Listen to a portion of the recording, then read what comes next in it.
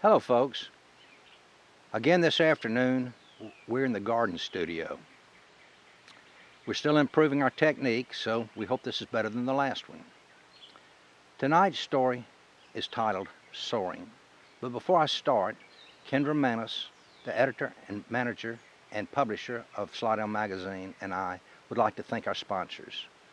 When these trials and tribulations are over, please trade with them. They have been part of giving you whatever pleasure these stories bring to you. Reading them to you has been a pleasure for me. Soaring. The girl. Born in the 40s and raised with the values of the 50s, she was not unlike most 14-year-olds. Lost in a hormonal storm of dwindling desires to run barefooted, climb trees, and play with the boys that lived down the road, she now spent more time in front of the mirror. Interests such as pretending to be Sandra Dee now claimed at least part of her time. A daddy's girl. They spent a lot of time together. That's the blessing of a daughter if there are no brothers in the family. Dad is still her confidant and her mentor. Together, outdoors is where they preferred to be. She liked where she lived. She liked the space, and she liked the freedom to explore the nearby woods, fish the stream that flowed through it, roam the pastures in front of the house, and all this without supervision. Her friends in town did not have the luxury or this independence. Independence was important to her. Her mother was very much a part of her life, too. Her mother made sure that she maintained a balance so that she fit in. Mother knew that the girl would one day, most likely, become urban. Mother made sure that the girl at least had the social skills she needed to live there. Her mother taught her to change from being just short of a tomboy to a young lady with a ponytail.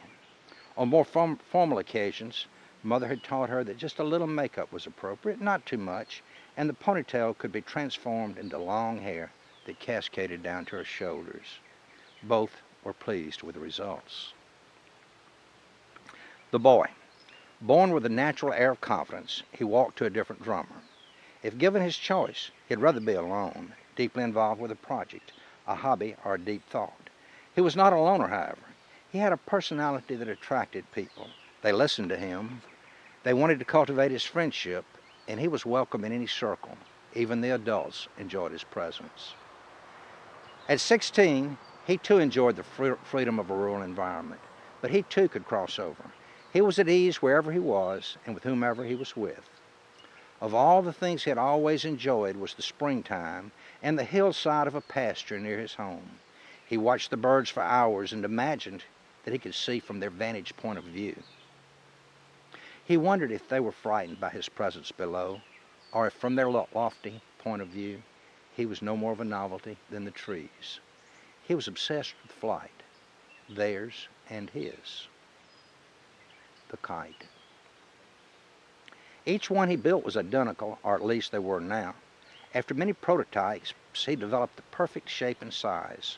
Constructed of a frame made out of light wood reeds, bound together by string, covered with newspaper, and glued with paste made from water and flour. It was the boy's vicarious sight from above. He would see from above what he could not, but he could imagine. It was the boy's creation, and he painted it with blue tempera paint and added a simple face with a smile. The face was yellow. It was the same on every kite he made. To the boy, the kite had a personality that he could sense by the way it danced in the sky. He could feel its emotions as transmitted through the string he held in his hand.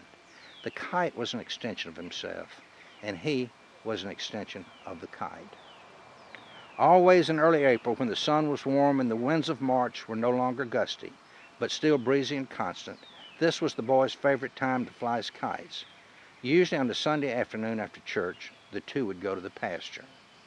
Once aloft, seldom was the kite retrieved. As the boy's skill sent it far off, so far there was no practical way to ever recover it. As each kite vanished, the boy felt as if he had lost his best friend. The boy knew the kite would respond to the way it was dressed. He could change its mood and personality by the color and configuration of the tail. This wardrobe was made of old sheets the boy tore into strips about 3 inches wide and 2 feet long. He soaked them in Rit dye. He colored the strips of all the cloth blue, red, yellow, orange, and green. He left some strips in their natural linen white color. This was the kite's clothing. Today, he would dress the kite's tail in solid red. He liked the red color. It contrasted against the blue of the sky.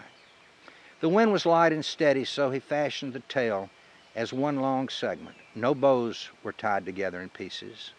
Both he and the kite felt good. They felt confident. As the boy ran across the field, he transferred the kite to life. The kite leaped. It zigzagged for a moment, and then reached a stride of wind that quickly lifted it and carried it southward. Only he and the kite knew how good they were. Only he and the kite knew how far they could fly. Only he and the kite had learned precisely that there was a ratio between height and distance. They could achieve either, but he preferred distance. Distance? Distance allows adventure, things unseen. The kite transmitted to him what it was seeing by the vibration of the string. He could interpret every shimmer and tug. Height was important too. Like the hawk that soars, seeing all and concentrating on little, height has its advantages. That is, concentrating on little until something noteworthy comes into view. She was sitting in the high fork of a chinaberry tree. She too liked to look down on things. She too dreamed of soaring. It approached from the north, actually from the north-northwest. At first it did not attract her attention, and, if noticed at all, she dismissed it as a large bird in the distance. Slowly it drifted closer, and she could tell that it was a kite. It was traveling toward her. All she could see was the backside, the unpainted side, the ugly side. And she thought, how ugly you are. Even having first seen its ugly side, she was drawn to it and watched as it moved almost directly overhead. Then it was behind her. She turned and saw the deep blue color, the hue that only temper can yield. She saw the yellow face with a smile, and she smiled. She was transfixed by the gentle swaying of the kite, much as a cobra is mesmerized by the charmer. Only when the screen door opened did she let her attention drift. It was her dad. Where do you suppose it came from, Dad? Sweetheart, by the angle of the string and the height of the kite, I would say it came from a long way off. How far, Dad? Oh, maybe a mile, maybe two. Whoever is flying it knows what they're doing. It's homemade kite, too. That's the best kind. They do a good job. I used to make kites. Soon the wind shifted slightly, and it was no longer in the path of her house, and soon it was gone from sight. That night she wrote in a diary. It came to me. I know it was looking for me, and it smiled. She noticed that it was the first Sunday in April. The girl never dismissed the sighting of the kite. Like the large birds that drift on the currents, she wondered where it came from and where it went. Spring turned into summer, and summer to fall, and winter preceded the return of the next April. She was now 15. A year produces a lot of changes in a teenage girl. She was more mature, her thoughts were deeper and more analytical. She had thought often about the kite, however. She was aware that it was now again the first Sunday in April. She was aware that it had been a year since she had first seen the kite. On this day, the boy dressed the kite with a tail of red and blue swatches, fastened together with knots that resembled large Christmas bows. With the right twitch of the string, he could make the kite dance with a tail like that. He lifted it off. He felt good. The kite felt good too. The wind was puffy, but at times slow today. The boy had to work to keep the kite in the air. As the distance and the height increased between the two, the kite responded better. It danced in the sky with the vigor that a dog displays when first being released from a cage. It was a happy kite. She saw it. This time, she would pay attention to it as long as it was in her sight. It came closer, and it stopped just over her head. It was home, and it danced. It flirted with her. The boy pulled the string, and the top tipped to reveal the smile. It spoke to her as it stayed over her head. After being stationary almost an hour, a strong puff of wind came up. The string snapped, and the kite tumbled forward and downward. Her first instinct was to find it. Then she realized the real interest was not knowing where it went, but where it came from. She grabbed the fallen string and started following it, first across the gravel road, then through the cleared pasture and on into the woods. About a half mile she came to a small creek. She could not or would not cross the creek. The origin of the kite would remain a mystery, or at least for now. The April morning had started out rainy and windy. Too windy, not a good day for a kite, he thought. By early afternoon the rain had abated, but the wind was still blustery. Flying it next Sunday would be out of the question. That was the day for his senior class pictures. He could not miss that. He had been doing some planning concerning what he would do after he graduated. He had just last week talked to the Army recruiter. He had learned that if he joined and committed for 4 years, he might be able to fly helicopters. The lure of flying was stronger than his apprehension about the Vietnam War. This may be his last time to fly his kite for a long time, so he decided to chance it anyway. There's nothing like a lot of colors to lift the spirits of a kite on a nasty day, so he made the tell of all the colors he had: red, yellow, orange, blue, and on the tip he adorned it with white. Soon it was in the air. She looked for it. On the first Sunday in April for the past 2 years, she had watched it. It had appeared on the same day about the same time. That time was past and there was no kite in sight. Maybe it had just been a coincidence. She started indoors and then it appeared far to the northeast as she watched the wind blew it in her direction until it was almost above her. Just like last year, a puff of wind pushed the kite skyward and she could see it become lifeless as the string snapped. As it died, it wobbled its way to the earth, but not too far away. Unlike last year, she would try to find the kite. It could not be far away. Through a small patch of woods, she came onto a deer hunter's shooting lane. She looked up and down the shooting lane, and in the distance she could see a tumbled wreck of colors, mostly blue, so she retrieved the kite. The reunion. The next day she decided to take the kite to school. She had a premonition that someone would recognize it and claim it. She was correct.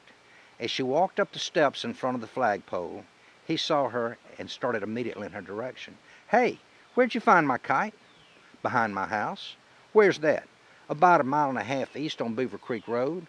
"Where do you live?" "About 2 miles south on Dummy Line Road." "Wow, it flew a long way, didn't it?" "I usually let out about 2 miles of string. That's why I use thread, number 8. It's real light." He looked like the kite, happy with a smiling face. She had seen him and she knew who he was. The school was not that large. She doubted that he knew her, him being a senior, and she was just a sophomore. If he did know her, he didn't let on. After a moment of awkward silence, he said, "Well, I guess you would like to have your kite back." "No," he said, "not really. I've never retrieved one before. You can keep it. Better still, it's kind of late in the year, but would you like to fly one with me next weekend?" "Sure. I'll have to ask my mother, but I'm sure it'll be okay." He was like the kite, handsome, kind, self-assured. When he lofted the kite, he handed her the string. He stood behind her and guided her hand with his, teaching her to pull on the string to make the kite rise higher and higher. It happened that day. No words were spoken, but a commitment was made somewhere in the hearts of two that stood on a hillside on a warm April day.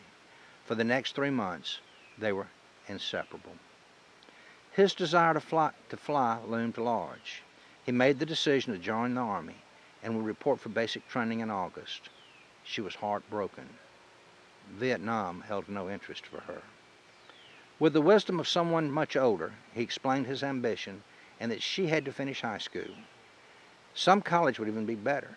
He promised her that his feelings for her would not change over the 4 years, and she believed him. And she knew her feelings would not change.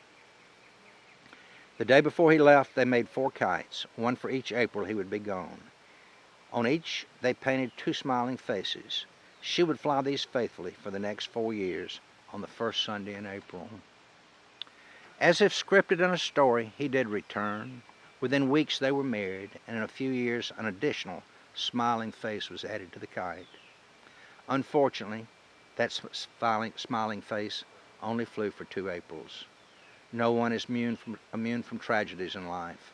Soon, however, an additional smiling face was added to the kites they made. Every April, the family of 3 would spend the day in the same hillside from which they had launched the kites as a boy. This they did for 47 years. One day a phone call came, the one you don't want to get. Maybe a residual of Agent Orange from Vietnam, or maybe just a coincidence. But the prognosis of his illness was terminal. It was not easy. He first lost weight, then the pain and suffering began. It worsened. She prayed daily for healing, and the discomfort became more consuming.